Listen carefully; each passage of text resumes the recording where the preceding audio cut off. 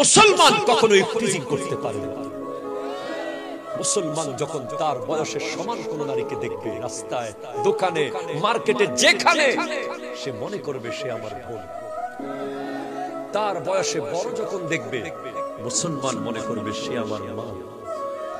তার বয়সে ছোট যখন দেখবে যে কোনো নারী হোক, মুসলমান মনে করবে সে আমার পেটের কন্যা।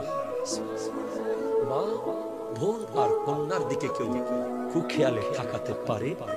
যখন তুমি টিজিং করো যুবক, যখন তুমি কোনো মেয়েকে বাইক থেকে শীষ মারো, কোনো মেয়ের পাশ দিয়ে যাওয়ার সময় যখন তুমি বাইকের এসকেলেটর যখন তুমি বারবার ঘোরাও, তখন তুমি ভেবো আল্লাহ কিন্তু তোমাকেও ভুল দিয়েছে।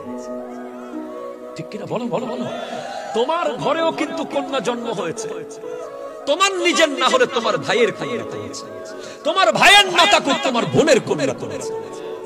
রাস্তায় আরেক জায়গায় দেখবে তাকেও কেউ বাইকের এসকেলেটর জোরে জোরে ঘোরাচ্ছে, তার সামনে বাইক সোজা করে দিয়েছে। খবরদার, মুসলমান কখনো এই কাজ করতে পারে না। এই পৃথিবীতে নারী জাতিকে সবচেয়ে বেশি সম্মান দিয়েছে ইসলাম। একটু জোরে জোরে বলেন সুবহানাল্লাহ।